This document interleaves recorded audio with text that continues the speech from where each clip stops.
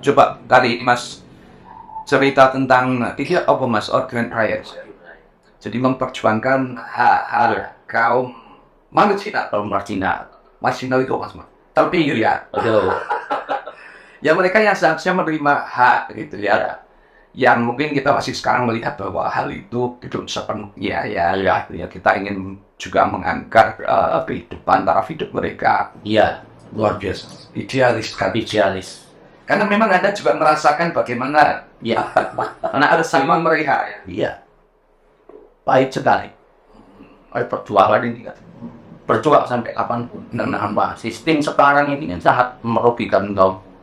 Gitu ya. Jangan sampai nanti anak sama cucu saya nanti ini lebih parah. Artinya kapitalisme itu akan semakin Betul. kesenjangan dan Timpangannya semakin lebar. akan lebar sehingga ya otomatis jadi. Oke Mas Haris, luar biasa ya ada idealisme Anda di dalam memperjuangkan hak kaum-kaum yang termarginal. Sebenarnya bahasa marginal itu sudah mewakili tar itu tadi. Iya. Tar itu sengaja dipinggirkan atau Dipinggirkan. sengaja Pikirkan. out of bounds sebenarnya. Ya, Saja ya. coba menarik mundur ke belakang. Apa sih permasalahannya sehingga permasalahan di dunia sampai di bangsa Indonesia ini bahwa kita pendekatan di dalam pembangunan itu pasti juga memerlukan apa yang namanya pengusaha, apa yang namanya pemilik modal, Betul. untuk bisa pada akhirnya nanti ketika mendapatkan satu hasil itu Iya. bisa membantu kelompok-kelompok yang katanya dibilang itu tadi. Tapi pada faktanya gitu kan, keuntungan itu kenapa hanya diambil oleh mereka yang modal semakin kaya mereka, misalnya itu yang terjadi apa beliau yang pada akhirnya di bawah ini menjadi bentuk perlawanan. Sebenarnya gini Pak, di bawah itu banyak ketidakadilan.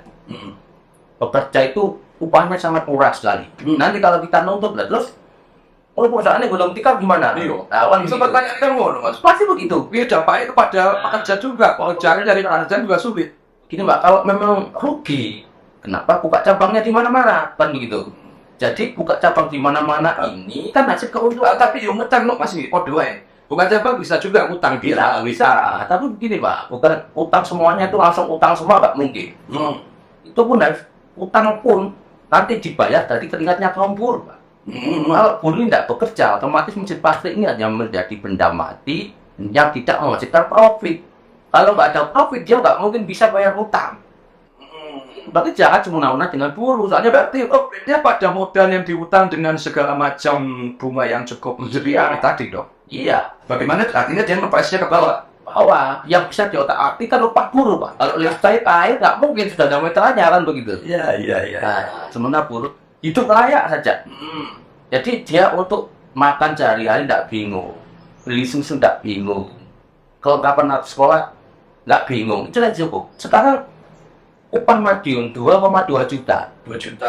Biar hasil. Ya, 200 ya. Iya, itu aku tekan sampai akhir bulan kan Mbak.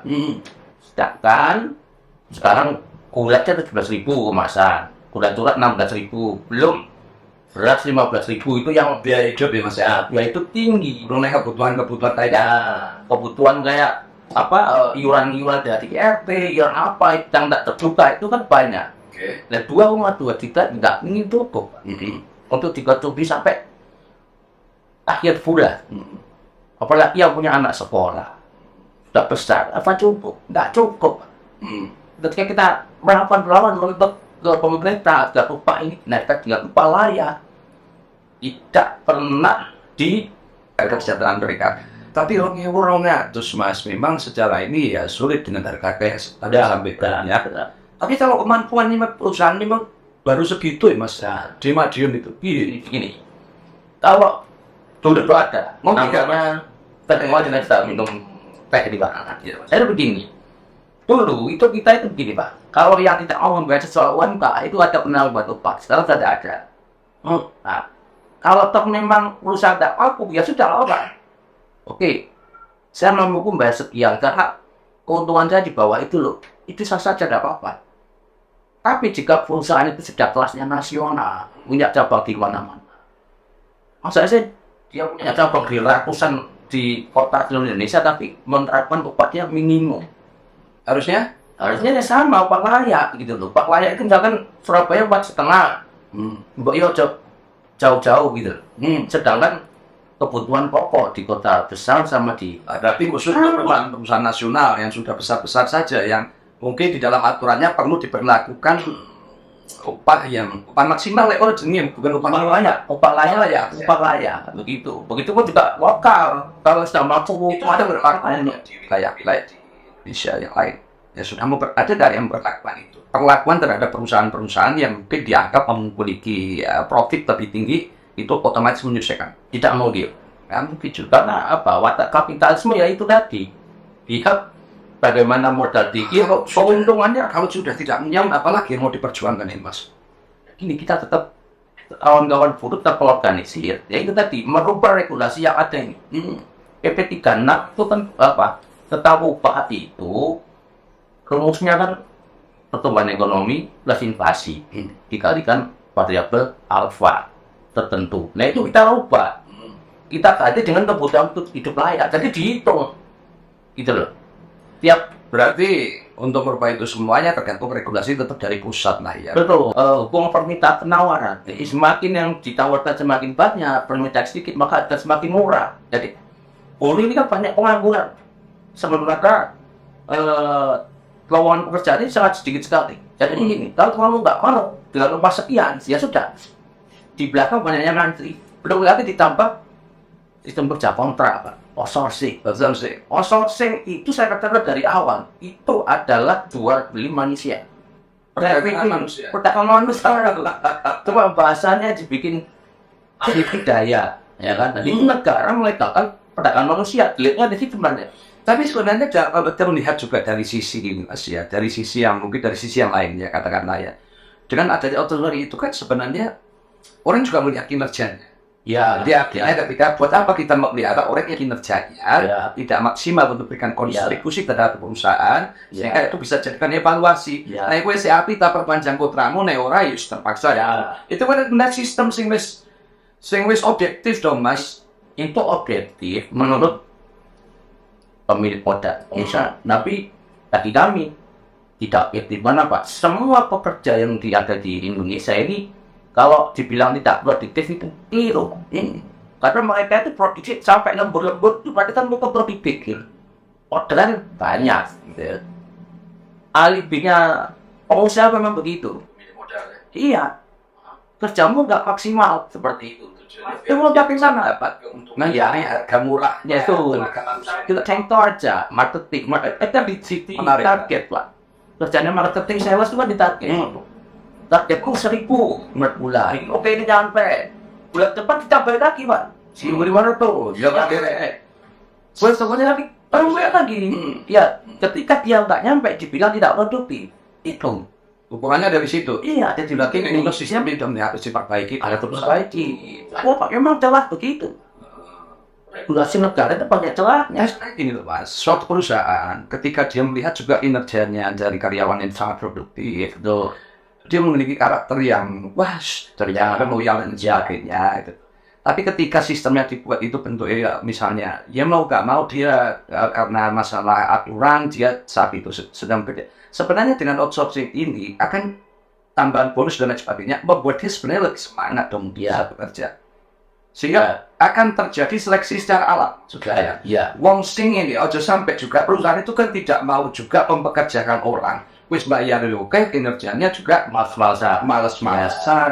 Ya betul. Wayahe kerja malah lagi kerja kok gitu jame wis masuk lebur. Jadi lagi kerja ben ditunggu kan. Ya. Iya. Memang itu kan sebuah ini Pak. Memang teman-teman itu serikat buruh kita itu begini. Pak pekerja itu punya hak. Pemilik modal juga punya hak mereka. Mereka menggaji teman-teman, terus ya juga haknya kita jauh bagaimana, begitu. Nah, kalau teman-teman ada yang seperti itu, kita memang menegur Pak, nggak boleh. Ojo, perusahaan bayar dirimu ya, kita kerja. Ketika kita nggak dibayar, di situ kita mengeluarkan hak kita, gitu. Misalnya, itu tadi, panjang loh, kembali ke upah. Orang kata begini, loh, upah rendah, saya kerja ini nggak tambah sempit, sing kok. Bosku kan begitu lah. Terjadinya begitu. Berarti kalau kita arah ini teman-teman dari pemilik modal itu diakumulasi kata. Lagi dengan modal lagi dengan membaca di mana-mana. Jadi kalau dia ngomong, kamu nggak bisa itu, saya kira tak. Kalau kita ngomong nggak bisa, boleh kami Serikat Benua Adin hitung-hitungan dan para pengusaha, monggo. Per bulan profitmu berapa? Kan begitu. Profit terlihat, hasil terlihat tahu buruh ini itu sebenarnya variasi miliar modal, sedangkan buruh ini cuma mendapatkan sedikit saja. Jangan HP ini, produksi HP ini buruh ini per biji itu 50.000 kan? 50.000 lah. Buruh ini bisa memproduksi 10 HP, ya. Ya terus kita kan kalau berapa juta per bulan, jadi 500.000 kan gitu. Katakanlah tiap bulan 15 juta hasil dari kerjanya, nilai kerjanya buruh ini. Tapi yang dikasihkan cuma di waktu juga karena sebenarnya ketika produksi itu menjadi meningkat, dan itu juga memiliki efek terhadap alat kehidupan yang keringatnya. Ya, jadi nilai lebihnya dari kaum buruh ini diambil oleh pengusaha, itu yang terjadi. Makanya tadi diperlukan semacam serikat pekerja yang itu mewakili. Oh, memang bisa sih serikat pekerja sampai ngerti kondisi keuangannya perusahaan. Bisa, Pak. Kenapa? Perusahaan bagaimana caranya keuntungan perusahaan itu sampai ngerti, kan gitu. Biar apa? Upahnya itu tetap murah sesuai aturan undang-undang. Aturan undang-undangnya begitu kok. Pemerintah itu tidak adil. Soalnya itu loh sudah tak kasihkan regulasi, tapi membela tahu kepentingan pemilik modal. Kerja outsourcing, kontrak, ya upah murah. Itu bagaimana pesangon juga dikurangi kemarin di Omnibus Law itu, undang-undang cipta kerja. Nah ini negara sama sekali tidak punya jaminan hidup itu ya. Kenapa Pak begitu kan itu? Ya karena negara ini sedang dikuasai oleh pemilik modal ya. Ketua-ketua partai itu mana ya bisa Sing duit tengah seatur ya. Iya otomatis mereka. Oke pertama tentang upah layak. Upah layak. Itu yang orang 200 Mas ya. Iya tuh. Misalnya lah. Itu telah. Surabaya itu Mas. Sama Surabaya. 4. Tapi mau perusahaannya gede-gede deh, kok Mas? Ya sama. Di sini tuh cabangnya dari Surabaya juga, Mana ya? Wing di sini, Unilever di sini. Tapi biaya hidup sih murah ini gini, Mas. Gue kecil mulai 10 juta sih. Surabaya juga. Tidak sama. Ada nasi jodoh ini di Surabaya juga ada 5.000. Namanya anak Surabaya, sebuah satu. Oh, sekitar juga. Ya, kalau ini sebuah jodoh. Samaan, Mak. Sekolah satu ada samaan. Loh, belum lah. Ada sama gak sebuah jodoh sedih. Soalnya dia emang suka contoh terus yang ya, kalau ada apa bilang setelah gas itu dia. Jadi itu kan sebenarnya sama ya. Sama. Tapi kenapa mereka bisa juta sekarang? Itu akan kita perjuangkan. Iya. Sampai kilo jumlahnya Mas Mo, komunis sampai di situ. Berusaha sampai berapa? Menurut dia ya Pak ya dan untuk Madiun minimal 3,5. Wih, dua deh. Minimal 3,5. Kalau dihitung dengan kebutuhan terbaik itu ada survei kebutuhan terbaik itu ada. Sekarang nggak dipakai. Ya, ini mau kan cara pandang dari sisi ini kelompok. Gitu. Artinya ketika mereka mendapat itu masih 3,5 itu masih dalam taraf ini masih hitungannya Mas Arif. Cukup tahu ya. Belum cukup cuma untuk memenuhi mata cari ya. Dengan harga yang segitu. Analisanya dari mana itu tadi? Itu tadi Pak. Kebutuhan hidup layak itu kan ada surveinya. Lagi tidur itu kita butuh sabun mandi, sabun untuk mandi, terus beli baju, makan, dia konsumsi protein tiap bulannya, dan sebagainya. Terus diperhitungkan semua anak sekolah gitu aja sekian berapa? Ya adalah dalam segini kalau dihitung sekian iya 1 bulan dalam sebenarnya itu perlu samiti ya. Artinya angka 2.200.000 itu tidak belum cukup. Nah selama ini mereka pasti bisa eksis itu artinya mereka dapat pendapatan dari mana? Dari dapat itu program Mbak tentang buruh itu. Mas? Iya, jadi begini, mereka itu lompat. Nah orang Jawa orang lompat. Jadi gaji ini cukup sampai akhir bulan sampai gajian lagi. Nah efeknya apa? Kayak nggak aku Pak. Tapi upah murah, konsumsi akan rendah. Orang upah murah, apa yang marung di rumah aja makan. Kan begitu, bikin sendiri aja. Otomatis yang jual UMKM tidak akan laku. Ini yang